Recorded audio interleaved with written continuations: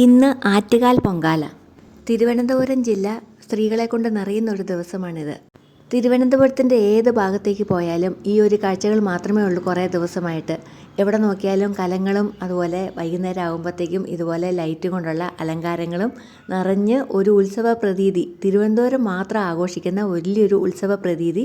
1.5 million സ്ത്രീകൾ പങ്കെടുത്തുകൊണ്ട് Guinness record കിട്ടിയ ഏക ആചാരം.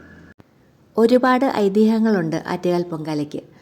തമിഴ് സംഘകൃതിയായ ചിലപ്പതികാരം എന്ന കാവ്യത്തിലെ നായികയായ കണ്ണകിയുടെ ദിവ്യരൂപമാണ് ആറ്റുകാൽ ഭഗവതി എന്നാണ് വിശ്വസിക്കുന്നത്.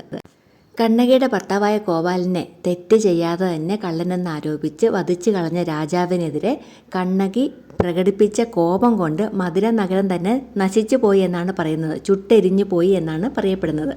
അതിനുശേഷം കാൽനടയായിട്ട് കന്യാകുമാരി വഴി കേരളത്തിൽ പ്രവേശിച്ച ദേവി കൊടുങ്ങല്ലൂർ ഭാഗത്തേക്കുള്ള യാത്രാമധ്യേ ആറ്റുകാൽ പ്രദേശത്ത് എത്തിച്ചേരുകയായിരുന്നു. ദേവി കോപത്തിലായിരുന്നു. അപ്പോൾ ദേവിയുടെ കണ്ണിൽ നിന്ന് വന്ന അഗ്നിജാലകൾ കണ്ട് ജനങ്ങൾ ആകെ പരിഭ്രാന്തിയിലായി. ആ കണ്ണിൽ നിന്ന് വന്ന ജാലകൾ പതിച്ച സ്ഥലങ്ങളൊക്കെയും തീ പിടിച്ചു. ദേവിയുടെ ദേഷ്യം ശമിപ്പിക്കാൻ വേണ്ടി അവിടെയുള്ള സ്ത്രീകൾ മൺകലത്തിൽ അരിയും വെള്ളവും ചേർത്ത് പാകം ചെയ്ത് നൈവേദ്യമായ പൊങ്കാല സമർപ്പിച്ചു. ഈ ഭക്തി സമർപ്പണം ദേവിയിൽ ഒരു അന്നപൂർണേശ്വരി ഭാവം ഉണ്ടാക്കുകയും ആ ദേവി ക്രോപരൂപത്തിൽ നിന്ന് കരുണാമയിയായ മാതൃസ്വരൂപമായി മാറി ഭക്തജനങ്ങൾക്ക് അന്നവും അനുഗ്രഹവും നൽകുന്ന ദേവിയായിട്ട് പ്രത്യക്ഷപ്പെട്ടുവെന്നാണ് വിശ്വാസം. ഇത് മുതലാണ് ആറ്റുകാലിൽ പൊങ്കാല സമർപ്പിക്കുന്ന ഒരു ആചാരം ആരംഭിച്ചതായിട്ട് പറയപ്പെടുന്നത്. ദേവിക്കുള്ള ആത്മസമർപ്പണമാണ് പൊങ്കാല. പൊങ്കാല അർപ്പിച്ച് ദേവിയോട് ഉള്ളു തുറന്ന് പ്രാർത്ഥിച്ചാൽ എന്താഗ്രഹമാണെങ്കിലും സാധിക്കുമെന്നാണ് വിശ്വാസം. പൊങ്കാല എന്ന വാക്കിനർത്ഥം തിളച്ചു മറിയുക എന്നാണ്. അതുകൊണ്ട് തിളച്ചു മറിഞ്ഞ് തൂവുമ്പോഴാണ് പൊങ്കാല സമർപ്പണം പൂർത്തിയാകുന്നത്. ഓരോ ദിക്കിലേക്കും തിളച്ചു മറിയുന്നതിന് ഓരോ ഫലങ്ങളാണ് ലഭിക്കുക. കിഴക്കോട്ട് തിളച്ച് തൂവുന്നതാണ് ഏറ്റവും ഉത്തമം. കിഴക്കോട്ട് തൂവിയ ആഗ്രഹിച്ച കാര്യം ഉടൻ തന്നെ നടക്കുമെന്നാണ് വിശ്വാസം.